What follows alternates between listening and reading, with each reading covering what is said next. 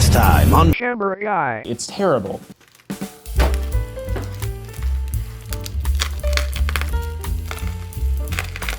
Hey, perfect. I didn't even cut the camera.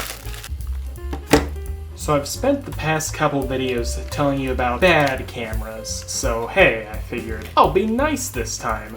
What about a camera that's actually good? Oh no! Oh no, the grip is gooping! Ugh, hold on.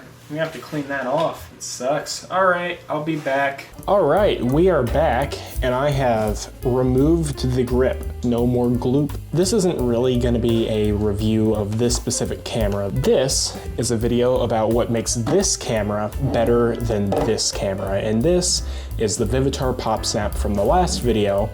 And if you haven't seen that video, hey, go watch that after this. So, what makes this camera better than this camera? Well, first, let's take a look at this camera. It thinks it's 2003, how cute. This is interesting because it really does seem to me like this thing has more going on than my proper DSLR from this era, the Canon Rebel XT, which is interesting. Let's take a picture of the kitty right quick. So this thing's got a little bit of damage to it. Mainly the optical viewfinder has a crack in the bottom corner, but that doesn't affect the actual image quality. Took a picture of kitty cat. She's napping. All right, I'm gonna go through and show you what this older Canon camera can do that this Vivitar Pop Snap can't. So, first off, I would like to explain what I tried to explain last video, but kind of failed to because I was just kind of rushing the outro of that video together, unfortunately. So basically what I was trying to say last video is that this camera is made to be cheap, whereas this camera is cheap as a byproduct of the fact that it is older than I am. It means that this was always meant to be good, and a good product doesn't just suddenly become bad over time. A good product stays good, assuming it doesn't break. It's just that products get better over time. This applies to everything, even like game consoles and stuff. You know, you upgrade, you get the newest, the best. Sure, it might replace your old console, but at the end of the day, there's nothing wrong with your old console. There's nothing wrong with the experience that you had on there, just like there's nothing wrong with this camera. There's nothing wrong with the pictures it takes. It's a little bit lower quality than, you know, any modern camera. It's a little bit lower quality than most cameras. Whereas this thing is meant to be a cheap cash grab, meant to draw in the eyes of unsuspecting TikTok users to basically be, oh, look at this, it's the TikTok camera. It takes classic vintage pictures. No, it doesn't. This does, because this is the classic vintage. This is the thing that this is trying to imitate. And it does a really bad job of imitating it, whereas this, you know, how do you mess up imitating yourself? So that's what I was trying to say in the last video that I really kind of failed to put into proper words as to why this thing actually sucks at everything it's trying to accomplish. I kind of just said, oh yeah, this thing sucks, throw it in the garbage. But it's more complicated than that. As for why is this camera significantly better than this camera, even in the realm of recreating classic vintage camera looks? Well, aside from the fact that this is the classic vintage camera that this is trying to replicate, not this exact model, but you get what I mean. I'm gonna point out a few things that this thing has that this thing either doesn't have or kind of just struggles to mimic. For example, this thing has a flash. Thank you. It has an actual flash unit in there. It's tiny, it's not very good, but the terrible, horrible quality flash, blinding everything in the photo, overexposing it in some areas, underexposing in others, that is the vintage camera look that most people have. That's another thing that I explained really poorly in the last video. I kind of played it off as just basic nostalgia. There is actually something to how these older cameras look, and that's their terrible flash. This thing does not have a flash, but Abram, it definitely has a flash. What's that right there then? What do you call that? I call that an LED. So, if I actually go into the menu, what? How do you turn on the flash? That is just an LED that turns on. Flash is not LED. Flash is something entirely different. Flash is extremely powerful. That's why it's a flash. It can't stay on for very long. This thing is a lot more powerful than this thing. So this can't replicate the look of a flash because it doesn't have a flash. It has a tiny little LED. This LED does nothing. I didn't show this off in the last video to cut the time for pacing, but this thing failed to even light up something point blank. Like, I was standing like a foot away from it and there was barely any light on it at all in a dark room.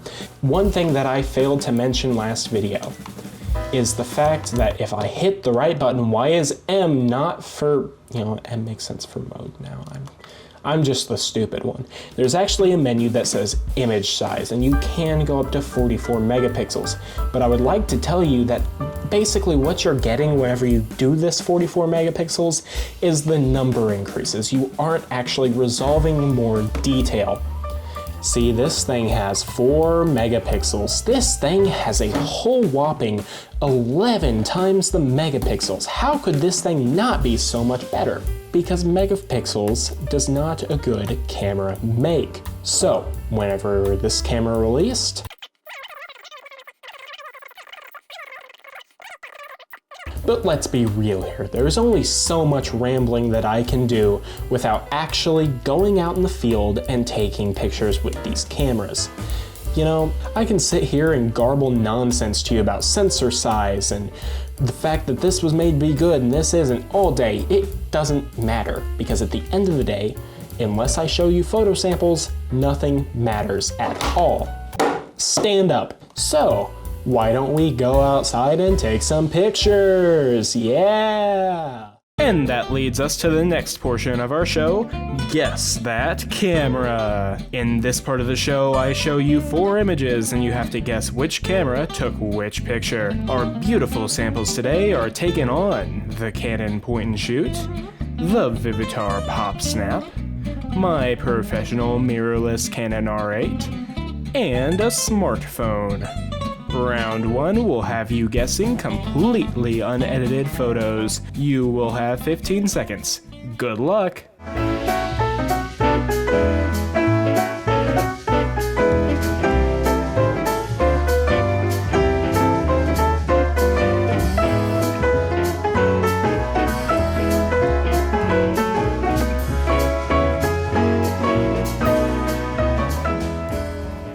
Round 2 is where it gets a little bit more difficult. Get ready to guess edited photos. Run through Lightroom and yeah, that's about it. Good luck.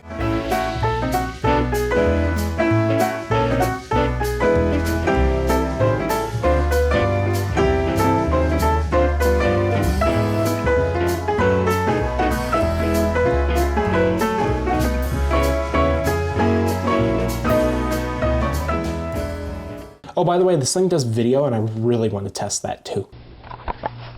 Kitty! Kitty! Yeah! There are other features that this camera has as well that are just legitimately useful. For example, it has an ND filter, which is pretty cool. Fuji are like the only people who have that I know of, at least in terms of non-cinema cameras. This thing also has optical zoom, which means that whenever I zoom in, the lens actually physically extends instead of it just cropping the photo for you. It always looks better whenever you do it this way. Please always do it. Optical zoom is no joke. That is the reason why cameras look better than phone cameras 90% of the time. Here's something goofy looking. So if you want to use this with an external flash, believe it or not, it should work. Because it's got this right here. That is a hot shoe. It lets you put flashes on. So hey, if I want an even bigger flash, then heck yeah, I can just put a straight up Giganto flash on there, which lends more to the fact that if you want to do actual photography with this thing, you can pick one of these suckers up for pretty cheap. Which pretty much leads me to what I think about this camera as opposed to this camera. This camera is a photography tool, this camera is a toy. This camera's made to be cheap, this camera's made to be good. That's been the thing I've reiterated throughout this video time and time and time again. but it's true. There's a difference. Buy nice used stuff instead of cheap new stuff. That applies for basically everything.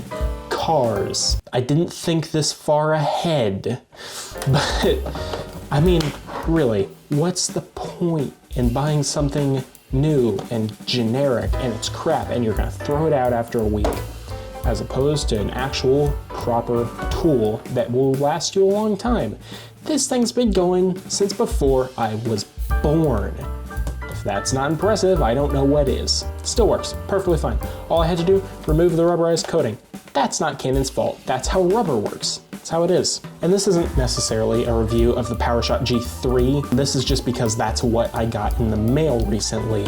But this is a good example of, hey, just buy a halfway nice camera. You know, it doesn't have to be expensive. It has to be something that was made to be good. Any of the Canon PowerShots, any of the Sony whatever you call them, any of the Nikon whatever you call them, any type of brand name camera, gonna be good. I promise you. Don't quote me on that. Please don't quote me on that. I know there are some stinkers out there, but you get what I mean. Buy brand name, an actual brand name, not Vivitar. Vivitar hasn't existed since the 90s. They got dissolved and now they rebrand AliExpress crap. Get out of here. Oh no, it fell. I'm so sad. But yeah, that concludes this video, I suppose. Buy a nice camera, or don't. I'm not your mom or your dad. Hey, also, one more thing. If you like this, I've got a funny little button up in this corner, and if you hit it and you click subscribe, it means you get to see more of me. Wait, no, please don't go away. Kitty. Kitty, kitty, kitty, kitty, kitty.